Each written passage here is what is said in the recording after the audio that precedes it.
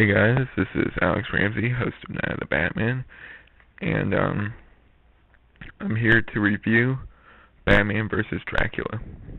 Now, I thought I'd review this movie since Halloween is, after all, tomorrow, and this very much fits the criteria of a scary movie. First of all, it's got a supernatural character in it, scary sequences in it, and generally just like a spooky atmosphere overall to it. And, oh yeah, it's got Dracula in it, if I didn't mention that already. So, now, a brief background on it before I go into the summary and all that stuff, and just like my overall thoughts of it. So, this was a spin-off sort of TV movie of the Batman series, which is not to be confused with Batman the Animated Series. This was different. This had a younger Batman in it. It was done by a completely different team than Bruce Timm and Paul Dini and all them were no way involved with this show. And a lot of people give this show a lot of flack. I think I enjoy it. I like this movie a lot more than the series in general, just because of how edgy it is in certain scenes and how dark it gets, which I think that just like having it in a movie form helps a little bit. I think it might be PG. I'm not sure about that though, which that sort of helps too.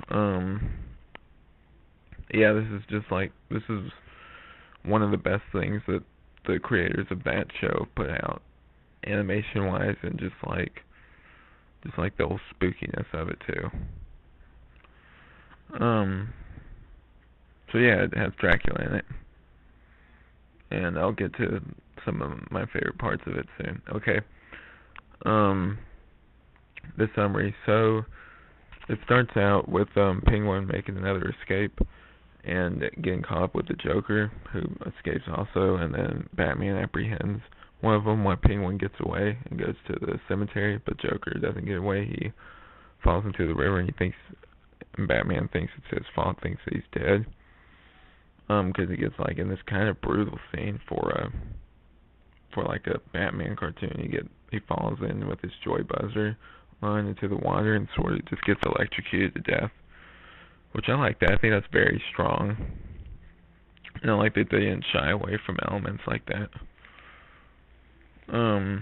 But yeah, so anyway, Penguin accidentally he hears from a thug that there's treasure in one of the catacombs at the prison, at the cemetery, and goes and looks, and actually stumbles upon Dracula, and they start that whole thing about like he releases him and Penguin becomes a slave and all that, and it fast forward to later on when he meets up with Bruce and starts taking people over, and then hypnotizes Bruce briefly.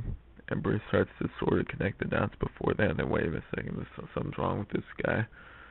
And then that earlier it's established that he has some sort of sun thing, which is obviously just used to stop Dracula, but whatever. And we also get Vampire Joker, which I thought was really cool, and particularly dark scene with him knocking over the blood in the blood bank and it just soaking him, which I thought was really dark and kind of creepy. There's also like a scene with a little girl where this police officer checks on this little girl and she turns around and she's one of the scary looking vampires. I like that in this, that they made like when they're about to feast on something, that their faces sort of morph, kind of like in Buffy, except this looks a lot cooler and more creepy. Yeah, so Batman defeats him with the sun thing, and I thought this interesting that they each they both use the same caves as their hideout, but they don't know it till the end. And he defeats Dracula. Also, he's dating Vicky Vale in this. I forgot to mention that. And turns out that Penguin and them get arrested for what they did. I guess I'll go to the pros next. Okay, pros. One, like I mentioned earlier, the animation is better than it is in the series. It's got a certain style to it, and I like that. And I like that this one, they upped the darkness in it and made it more serious than past episodes and past seasons have been. and just sort of went for like a generally creepy atmosphere without shying away from elements like what I mentioned earlier with Joker falling in with the joy buzzer, and just like that whole scene with Vampire Joker. That's awesome. I would never have thought to do that, but they pull it off, and it's really cool. It made that Joker a lot darker, which I really like. But yeah, it's a great movie. I admit I don't know as much about Dracula as I think I should, but for the most part, it seems faithful to the source material. Yeah, overall, I just like that how they took everything and made it darker. I also like how they included Vicky Vale. I thought that was pretty cool. Instead of just making up some random girlfriend for him to have in that movie. Yeah, overall, it's a great movie, and it's really fun and kind of spooky. I advise if you haven't seen it to go see it. I guess one of the cons, if I had to think of any,